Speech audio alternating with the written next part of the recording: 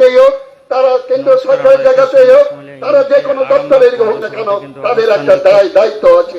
যারা কাজ করছেন তারা কেউ দূরের না, তারা সবাই আমাদের আপনজন, আমাদের কাছের মানুষ। কাজে তাদেরকে রক্ষা করার ক্ষেত্রে ন্যূনতম তাদের জন্য যে সহযোগিতা, তাদের পাশে যে থাকা, সেই কাজটা আমাদের করতে হবে। কিন্তু আমরা দেখছি প্রশাসন সেখানে নীরব ভূমিকা পালন করছে। তাদেরকে কিভাবে উচ্ছেদ করে দেওয়া যায়, তাদের পেটে কিভাবে লাথি মারা যায়, তাদের দিকে কোন রকম ন্যূনতম ভাবনা দিয়ে তাদেরকে রক্ষা করার জন্য যা দরকার, যে সহযোগিতা দরকার, সেটা তারা করতে চাইছেন না। আমরা এইগুলো তীব্র বিরোধিতা করছি। আমরা বলছি এদের পুনর্বাসনের ব্যবস্থার কথা ভাবনা চিন্তা করে এদিকে নিশ্চিতভাবে তাদের অন্যত্র একটা আস্থানা করে দিই, তারপর তাদের সরিয়ে যাওয়ার ব্যবস্থা করুক। নিশ্চিতভাবে সবাই সরে যাবে, কিন্তু তাদের ব্যবস্থা করতে হবে। আইন আছে, সেই আইনের জায়গা দাঁড়িয়ে আমাদের প্রশাসনকে, আমাদের রাজ্য সরকারকে এবং অন্যান্য যে প্রশাসনের জায়গা যারা আছে, আমাদের পৌর প্রশাসন থেকে নোটিফিকেশন হয়েছে, কাজে তাদেরও দায়িত্ব সেইভাবে পালন করতে হবে। এটাই হচ্ছে আমাদের 1 নম্বর এজেন্ডা আজকে ডেপুটেশনের। এবং এর সঙ্গে সঙ্গে আমাদের দ্বিতীয় আরো অনেকগুলো এজেন্ডা আছে। আমরা দেখেছি আমাদের এই পৌর এলাকায় যেভাবে কাজকর্মগুলো চলেছে এই সময়কালে, যেগুলো হচ্ছে আমরা মনে করি অনৈতিক। আমাদের যে রাস্তাঘাট গুলো আছে এলাকায়, পৌর এলাকায় 19টা ওয়ার্ড, সেই 19টা ওয়ার্ডে অভ্যন্তর এলাকার ছোট ছোট গলি যে রাস্তাগুলো রয়েছে, সেখানে যাওয়া যায় না, কোন রকম কাজ সেখানে হয়নি। আমরা দেখলাম যে ইলেকশনের আগে বিধানসভা প্রত্যেকটি বুথ পিছু 10 লক্ষ করে টাকা দেওয়া হয়েছিল, কিন্তু সেই টাকা বুথে, প্রত্যেকটি বুথে, যেখানে 59টা বুথ আছে, এখানে 61টা বুথ আছে, সেই 61টা বুথে যে সেই টাকা 10 লক্ষ করে, সেই টাকাগুলো গেল কোথায়? উন্নয়ন হয়নি কেন? কেন নীরব প্রশাসন? এখানে পৌরসভা সেই দায়িত্ব কেন পালন করেনি? তার জবাব পৌরসভাকে দিতে হবে। আমরা দেখছি আমাদের আরামবাগের একমাত্র সংস্কৃতি চর্চার একমাত্র পীঠস্থান হচ্ছে আমাদের রবীন্দ্র ভবন। সেই রবীন্দ্র ভবন আজকে একেবারে ভঙ্গুর অবস্থায় পড়ে আছে। এই দীর্ঘ 15 বছরের জায়গায় আমরা প্রত্যক্ষ করছি যে আমাদের এই পৌর প্রশাসন সেখানে নীরব রয়েছে। কোন রকম সেটাকে রক্ষা করার ক্ষেত্রে, তার উন্নয়ন করার ক্ষেত্রে, সেটা সংস্কার করার ক্ষেত্রে কোন রকম ভূমিকা তারা পালন করেনি। অর্থাৎ এমন একটা কালচার, এমন একটা সংস্কৃতি এখানে আমদানি করেছেন আমাদের এই পৌর এলাকায়, যেমন রাজ্য জুড়ে যা আজকে আমরা এই সরকার পরিবর্তনের সাথে সাথে প্রত্যক্ষ করছি। বিভিন্ন জায়গায়, যে টিভি চ্যানেল হোক, সোশ্যাল মিডিয়ায় হোক, যে ছবি ভেসে আসছে, সেখানে দুর্নীতি, লুটতরাজ, অনৈতিক কাজ যে কত গভীরে গিয়েছিল সেটা আপনারা সবাই প্রত্যক্ষ করেছেন। সেটা ধরে ধরে বলার আর কোনো অপেক্ষা আছে বলে মনে করি না। আমাদের যে ডাম্পিং হোক, আমাদের এই পৌর এলাকায় যে জঞ্জাল জমে, সেই জঞ্জাল জমার জায়গাটা, সেখানে কোনো স্থিরতা নেই। আমাদের একমাত্র যোগাযোগের যে কেন্দ্র, আমাদের ওই বাঁকুড়া মেদিনীপুর জেলার সাথে যে যোগাযোগ কেন্দ্র, আমাদের যে ব্রিজটা আছে রামকৃষ্ণ সেতু, সেই রামকৃষ্ণ সেতুর পাশে যেভাবে জঞ্জাল গুলোকে ফেলে রাখা হয়, আমার মনে হয় যেমন আমরা কোনো ভালো অনুষ্ঠান করলে মানুষদের স্বাগত জানাই, এখানে যেন এলাকার বিভিন্ন জায়গা থেকে মানুষজন যখন আসেন, দুর্গন্ধের মধ্য দিয়ে তারা এই শহরটাকে সহজেই বুঝে নিতে পারেন যে আমরা কোন জায়গায় যাচ্ছি এবং আমাদের অবস্থাটা কি হতে পারে। এখানে কোন রকম ভাবনা চিন্তা আমার এই প্রশাসনের পৌর কর্তৃপক্ষের নজরে আমরা দেখতে পাইনি। এই যে ব্রিজটা, এই ব্রিজটাকে নিয়ে যে টাল বাহানা বিগত সময়কালে আমরা দেখলাম, এই অবস্থা চলতে পারে না। এই অবস্থা যে কোনো মুহূর্তে এই ব্রিজটা ধ্বংস হয়ে যেতে পারে, তাহলে যোগাযোগের ক্ষেত্রে যে সম্পূর্ণরূপে একটা অচল অবস্থা তৈরি হবে। ইতিমধ্যেই দেখা যায় যে বড় বড় গাড়ি তারা এই ব্রিজ দিয়ে আসতে পারে না, তারা উচ্চালনে এই আমাদের ডাঙ্গায় একলক্ষী হয়ে সেই রাস্তা দিয়ে তারা ঘুরে আসে, অনেক খরচ হয়। সেইগুলো থেকে কিভাবে ব্যবসাটার দিকে রক্ষা করা যায়, মানুষ থেকে রক্ষা করা যায়, দায়িত্ব পালনের ক্ষেত্রে আমাদের প্রশাসনের যে ভূমিকা ইতিবাচক হওয়া দরকার, তারা কিন্তু সেই দায়িত্ব পালন করে না। পৌরসভার অভ্যন্তরে বিভিন্ন কর্মচারী যারা আছে, তাদের স্থায়ীকরণের ক্ষেত্রে সেগুলো লক্ষ্য নজর দেওয়া হয় না। যারা অবসর নিয়েছেন তাদের পেনশন দেওয়ার ক্ষেত্রে যে দায়িত্ব পৌর কর্তৃপক্ষের, সেই দায়িত্ব পৌর কর্তৃপক্ষ তারা সেখানে কিছু করছে না।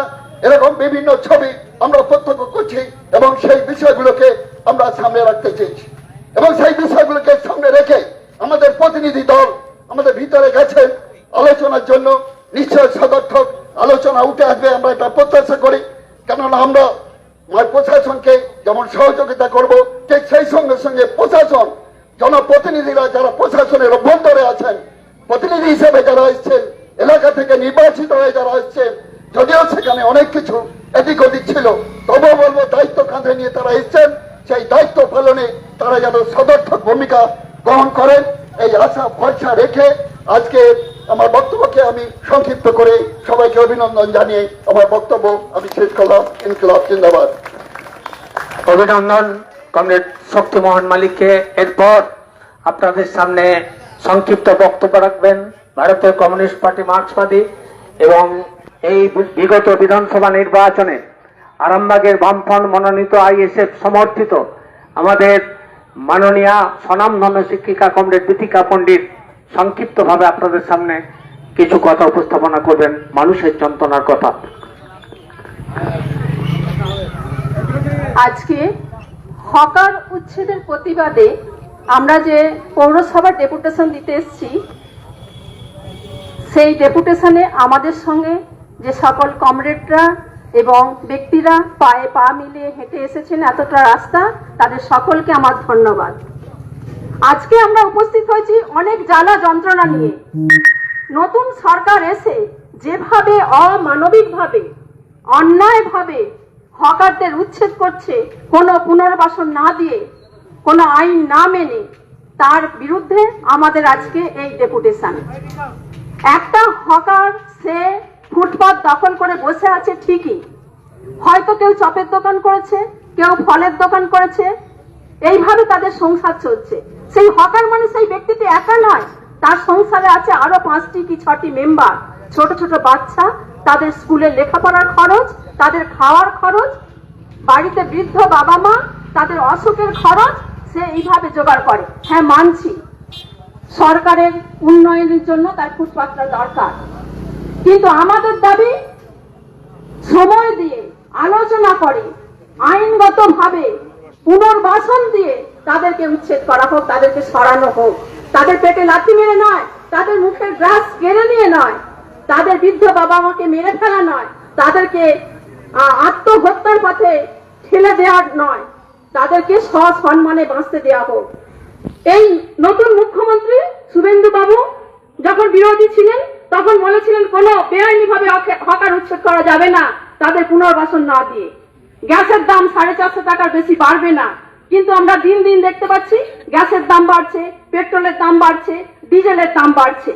তাহলে এগুলো কি হচ্ছে? সাধারণ মানুষকে যদি সরকার না দেখে, গরিব মানুষদের যদি সরকার না দেখে, অথচ এই মানুষগুলোই, বেশিরভাগ মানুষগুলি ভোট দিয়ে আজকে তাকে মুখ্যমন্ত্রী করেছেন। এটা অত্যন্ত লজ্জার বিষয় যে আমাদের মুখ্যমন্ত্রী গরিব মানুষগুলোর পেটে লাথি মারছে, তাদের হাতে থেকে ভাত কেড়ে নিচ্ছে, তাদের সংসারের মানুষগুলোকে মেরে ফেলছে। এগুলো খুবই বেদনাদায়ক, খুবই যন্ত্রণাদায়ক। এর সঙ্গে আমি আরো একটা কথা বলি, এই কাজগুলো করার আগে আমি যখন প্রার্থী ছিলাম, আমি হসপিটালে হয়তো প্রতীকী প্রচার হিসাবে সেখানে জল ছিটেছিলাম হসপিটালের সামনেটায়, প্রবেশ পথটায়, কিন্তু আমি হেরে যাওয়ার পরও আমি একা একা গেছি, 2 বার গেছি আমি, তখন সামনে মিডিয়া ছিল না। আমি যে দেখি এত তো বৈঠক হচ্ছে, তাহলে হসপিটালের এখানটা কোনো উন্নতি হলো কিনা দেখি, ও বাবা একটুখানি তালিকাপ্পা দেওয়া হয়েছে, কিন্তু জল তো বাইরের জল ভিতরে গিয়ে জমা হবে। তাহলে সেখানে যদি রোগী স্টাফ কোনো কিছুই ভালোভাবে প্রবেশ করতে না পারে, তাহলে চিকিৎসা কি করে হবে? প্রকৃতপক্ষে আমরা দেখতে পাচ্ছি স্বাস্থ্য, শিক্ষা, যেভাবেই হোক গরিব মানুষকে মারা হচ্ছে। এর মধ্যেই বৈঠক হওয়ার পরও আমি খবরে শুনেছি, মিডিয়ায় দেখেছি, 2 জন রোগী তাদের পরিষেবা না পেয়ে মারা গেছে, সেখানে আন্দোলন হচ্ছে, চেঁচামেচি হচ্ছে। তাহলে এগুলো কি হচ্ছে? এগুলো আগে দেখতে হবে সরকারকে। আমার প্রশাসনের কাছে অনুরোধ, আমরা পৌরসভায় এসেছি, এখানে অনেক অফিসাররা আছেন, ব্যক্তিত্বরা আছেন, যাদের মাধ্যমে ওপরের স্তরে খবরগুলো পৌঁছে যাবে, আমাদের কথাগুলো যেন তাদের কাছে পৌঁছে যায়, উপর মহলে পৌঁছে যায়, এই আবেদন আমি রাখছি। আর গরিব মানুষকে সুখে রাখুন, শান্তিতে রাখুন, ভালো রাখুন। এরাই হচ্ছে আমাদের, কি বলবো, পা থেকে মাথা পর্যন্ত এরাই পরিশ্রম করে, এরাই আমাদের পেটে ভাত জোগায়, এরাই সমাজকে উন্নত করে। এদেরকে পায়ের তলা পিছিয়ে ফেলা চলবে না, এদেরকে সবার আগে মাথার উপর রাখতে হবে। এই আবেদন নিয়ে আমি সবাইকে ধন্যবাদ জানিয়ে আমার বক্তব্য শেষ করছি। এই মুহূর্তে শুনতে পারলেন। অনেক অনেক অভিনন্দন। কমরেড দীপিকা পণ্ডিত আমাদের আরামবাগের বিধানসভার প্রার্থী ছিলেন। এখন আপনাদের সামনে বক্তব্য রাখবেন ভারতের কমিউনিস্ট পার্টি মার্ক্সবাদী আমাদের হুগলি জেলা সম্পাদক মন্ডলীর অন্যতম সদস্য এবং সিআইটি রাজ্য নেতৃত্ব কমরেড আব্দুল হাই, এক সময় যুব আন্দোলনের আমাদের রাজ্যের নেতা ছিলেন কমরেড আব্দুল হাই। তিনি আপনাদের সামনে ছাত্র আন্দোলন থেকে উঠে আসা কমরেড। আমরা সরাসরি সংবাদ সম্মেলনের লাইভে এই ছবি তুলে ধরার চেষ্টা করছি। এই মুহূর্তে দেখতেই পাচ্ছেন সেই ছবি। বন্ধু সভাপতি, উপস্থিত আমাদের পার্টির নেতৃবৃন্দ, কমরেডগণ, বন্ধুগণ, আমাদের হকার ভাই বন্ধুরা, আমাদের মা বোনেরা, আমি আপনাদের অভিনন্দন, নমস্কার, সালাম জানাচ্ছি। অনেকটা পথ অতিক্রম করে আমরা পৌরসভার সামনে উপস্থিত হয়েছি। আমরা পৌরসভা দখল করতে আসিনি। আসলে 11 সালে যখন সরকার পরিবর্তন হয়, জেতা বামফ্রন্টের পৌর প্রতিনিধিদের কেস মামলা দিয়ে পৌরসভা দখল করেছিলেন। 15টা বছর অতিক্রান্ত হলো। এই 15 বছরে পৌরসভায় প্রতিবারে কখনো হচ্ছে প্রার্থীদের মেরে ধরে নমিনেশন তুলে দেওয়া, ভোট দিতে না দেওয়া, কাউন্টিং হলে গিয়ে ভোট গুনতে না দেওয়া, এই ছিল 15 বছরে পশ্চিমবাংলার ইতিহাস মা মাটি মানুষের নেতৃত্বে। সেই মা মাটি মানুষের নেতৃত্বের এই পৌর প্রধানের কাছে আমরা এই আহ্বান জানাতে চাই যে এই 15 বছরে আপনি আরামবাগ শহরের করলেনটা কি? আরামবাগের অনেক লড়াই আন্দোলনের সংগ্রামের মধ্য দিয়ে গড়ে উঠেছিল রবীন্দ্র ভবন। আরামবাগে অনেক লড়াই আন্দোলন সংগ্রামের মধ্য দিয়ে গড়ে উঠেছিল আরামবাগের ফায়ার ব্রিগেড। অনেক লড়াই আন্দোলন সংগ্রামের মধ্য দিয়ে গড়ে উঠেছিল তারকেশ্বর থেকে আরামবাগ পর্যন্ত যে কাঠের ব্রিজ ছিল তা পাকা ব্রিজ। আরামবাগ গার্লস কলেজ, এখানে শিশু উদ্যান, একটার পর একটা জিনিস আরামবাগে গড়ে উঠেছিল সরকার, এমপি এবং হচ্ছে পৌরসভার সম্মিলিত ইচ্ছায়। তা আপনারাও ছিলেন, এমএলএ ছিলেন, মন্ত্রী ছিলেন, পৌরসভা ছিল। তাহলে আজকে কেন আরামবাগের মানুষকে ডেপুটেশন দিতে আসতে হচ্ছে যে এই অনেক লড়াইয়ের আরামবাগ সাংস্কৃতিক চর্চার কেন্দ্র? এখানে বঙ্কিমচন্দ্র ছিলেন, দুর্গেশ নন্দিনী লিখেছিলেন, এখানে বিদ্যাসাগর জন্মেছিলেন। আরামবাগে যখন জন্মেছিলেন, বিদ্যাসাগর যখন জন্মেছিলেন তখন আরামবাগের সাথে ছিল। ওদিকে রামকৃষ্ণ, ওদিকে হচ্ছে রামমোহন রায়। আরামবাগ হচ্ছে এই রকম পতিত যশা মানুষের সেই আরামবাগের আজকে মানুষকে স্লোগান দিতে হচ্ছে এই গরমে রবীন্দ্র ভবনের সংস্কার চাই। এই স্লোগান দিতে হচ্ছে যে আরামবাগের শিশু উদ্যানকে রক্ষা করতে হবে। তাহলে এই মাননীয় পৌরসভার প্রধানের কাছে আমরা কি জিজ্ঞাসা করতে চাই? আমরা দেখলাম এখানে বলছে আরামবাগে গ্রিন সিটি হবে। আর সেই গ্রিন সিটি যারা করলেন তারা ছিলেন আরামবাগে তৃণমূলের পৌর প্রধান। এখন শুনছি তৃণমূলের পৌর প্রধান তার বিরুদ্ধে মামলা করেছেন। এখন তাকে নাকি গত পৌর প্রধানকে পাওয়া যাচ্ছে না। মিছিল শুরুর একজন আমাকে দেখাচ্ছিল, সে নাকি এখন তৃণমূল ছেড়ে দিয়েছে। কিন্তু পৌর প্রধান থেকে গ্রিন সিটি বা এটা ওটা করতে গিয়ে যে টাকাগুলো লুট করলেন, টাকাগুলোর কি হবে? আপনি তৃণমূল ছেড়ে দিচ্ছেন, কিন্তু টাকাগুলো কি হবে? মানুষের উপরে অত্যাচারগুলো কি হবে? এগুলো কি মানুষ ছেড়ে দেবে? আর এখন আমরা দেখছি যে 4 তারিখে সরকারের পরিবর্তন হয়েছে। আমরা দেখতে অভ্যস্ত ছিলাম না পশ্চিম বাংলায় বিগত 34 বছরে বামপন্থীরা ছিল। এই আরামবাগ পৌরসভায় যখন আরামবাগ বাস স্ট্যান্ড নির্মাণ হবে তখন আরামবাগ বামপন্থী পৌর প্রধানরা আরামবাগের হকার্স ইউনিয়নের নেতৃত্বের সাথে দিনের পর দিন মিটিং হয়েছে, নেগোসিয়েশন হয়েছে যে হকারদের জায়গা ছেড়ে দিতে হবে, আরামবাগে বাস স্ট্যান্ড হবে আরামবাগের উন্নয়নের স্বার্থে। সেদিন হকাররা স্বেচ্ছায় তারা ছেড়ে দিয়েছিলেন। আরামবাগের পৌরসভা তাদের জন্য পুনর্বাসন দিয়েছেন, তারা সেখানে ব্যবসা বাণিজ্য করছেন।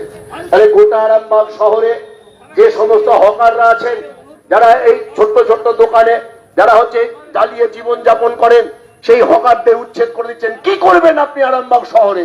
হকারদের উচ্ছেদ করে কি করবেন? আপনাদের তো এই হকারদের ডাকা উচিত ছিল যে সব হকাররা আসুন, আপনাদের সাথে আমরা মিলিত হই, যে আগামী 5 বছরের মধ্যে আরামবাগ শহরের রাস্তার ধারে আমরা এই সব জিনিসগুলো করব। আপনারা হকার বন্ধুরা আমাদের জায়গাটা ছেড়ে দিন, আর আপনাদের জন্য আমরা বিকল্প ব্যবস্থা করে দিচ্ছি, আপনাদের পুনর্বাসনের ব্যবস্থা করে দিচ্ছি। তাহলে প্রত্যেক হকার তারা এই কাজ করতেন, কিন্তু তা না করে আইনের ফরমান জারি করে হকার উচ্ছেদ করার নোটিশ দিয়েছেন। এবং এই নোটিশে মানুষ বিভ্রান্ত হচ্ছেন, মানুষ ভয় পেয়েছেন, মানুষ আতঙ্ক হচ্ছেন, কি করবেন, কোথায় যাবেন। এক ভয়ঙ্কর চেহারার মধ্যে হচ্ছে আরামবাগ শহর সহ গোটা পশ্চিম বাংলার এই যারা রাস্তার ধারে হকারি করেন, রেল লাইনে হকারি করেন, রেল লাইনের পাশে যারা ঝুপড়িতে বাস করেন, এক ভয়ঙ্কর অবস্থা। ইতিমধ্যেই একজন রেল হকার তিনি হচ্ছে রেল লাইনে ঝাঁপ দিয়ে তার জীবনকে বিসর্জন দিয়েছেন এই হকার উচ্ছেদের নামে। 4 তারিখে সরকার পরিবর্তন হলো, আর 5 তারিখে কলকাতার নিউ মার্কেটে আমরা দেখলাম বুলডোজার চলে গেল, গিয়ে ওই হকারদের উচ্ছেদ করা শুরু হলো, এবং তারপর থেকে একের পর এক হচ্ছে হকার উচ্ছেদ শুরু হচ্ছে। আমাদের তারকেশ্বর, আমাদের হরিপাল, নালিকুল, শেওড়াফুলি, ব্যান্ডেল, শ্রীরামপুর, কোন্নগর, উত্তরপাড়া, রিসরা, এই সমস্ত বস্তিগুলোকে উচ্ছেদ করা হচ্ছে, এবং কোথাও হচ্ছে উচ্ছেদ করতে যাচ্ছেন আমাদের কমরেডরা, এবং ওই বস্তি মানুষরা প্রতিরোধ করছে। আমরা যাদবপুরে দেখলাম গতকাল সুজন চক্রবর্তী 67 বছর বয়স, 2বার এমপি ছিলেন, এমএলএ ছিলেন। সৃজন ভট্টাচার্য ভারতের ছাত্র পরিষদের সর্বভারতীয় নেতা সহ, রতন বাগচি আমাদের দক্ষিণ চব্বিশ পরগনা পার্টির সম্পাদক সহ অসংখ্য কমরেড এবং সাধারণ মানুষ। দেখলাম অসংখ্য পুলিশকে নিয়ে লাঠি পেটা করা হলো, নির্বিচারে এইরকম 67 বছরের মানুষের মাথা ফাটানো হলো। আমরা এই প্রশাসনকে আমরা এই হুঁশিয়ারি দিতে চাই যে আমাদের মাথা ফাটিয়ে আমাদের রক্তাক্ত করে লাল ঝান্ডা ফেলা যাবে না। সেদিন ধীরেন লেটকে আপনারা কান ধরে উঠবোস করিয়েছিলেন যে আমি আর সিপিএম করি না। ধীরেন লেট এখন প্রকাশ্যে দাঁড়িয়ে সিপিএম করে। শুভেন্দু বাবু সেদিন আপনার নেতৃত্বে তৃণমূল এই কাজ করিয়েছিলেন, আপনি এখন বিজেপি। এখনো ধীরেন লেট লাল ঝান্ডা নিয়ে রাস্তায় হাঁটে, আর যারা কান ধরে উঠবোস করেছিলেন কেউ কেউ শিঘরে আছে, আবার কেউ কেউ পালিয়ে বেড়াচ্ছে, কেউ শাড়ির তলায় লুকিয়ে পড়ছে, কেউ খাটের তলায় লুকিয়ে পড়ছে, কারো বাড়িতে কারো পাট খেতে টাকা উদ্ধার হচ্ছে। বলে গোটা পশ্চিম বাংলাটাকে শ্মশানে পরিণত করেছেন সেই পাপের ভাগীদার আজকের মাননীয় মুখ্যমন্ত্রী। ইতিমধ্যে পশ্চিম বাংলায় অনেক মুখ্যমন্ত্রী হয়েছেন, বিধানচন্দ্র রায় থেকে জ্যোতি বসু, বুদ্ধদেব ভট্টাচার্য, কিন্তু কোন মুখ্যমন্ত্রীকে হওয়ার আগে হাত থেকে টাকা নিচ্ছেন এরকম মুখ্যমন্ত্রী আমরা দেখিনি। আমরা আজকে বর্তমানে এই অবস্থার বিক্ষোভ চলবে এবং ডেপুটেশন দেওয়া হবে। আমরা সেই ছবি তুলে ধরার চেষ্টা করছিলাম সরাসরি সংবাদ সম্মেলন লাইভে। এখন এই মুহূর্তে এই পর্যন্তই। পরবর্তীকালে আমরা বিভিন্ন খবরাখবর নিয়ে আবার লাইভে আসবো। নিউ নূর সোফা সেন্টার, এখানে সমস্ত রকম সোফা পাইকারি ও রিটেলে বিক্রয় করা হয়। সমস্ত সোফা নিজস্ব কারখানায় তৈরি করা হয়। প্রোপাইটার হানিফ হোসেন খাঁ ও রুহুল হোসেন খাঁ, বড়ডোঙ্গল, হাটতলা, সিনেমা হলের সন্নিকটে, হুগলি। যোগাযোগ 7797170093 এবং 9382003105।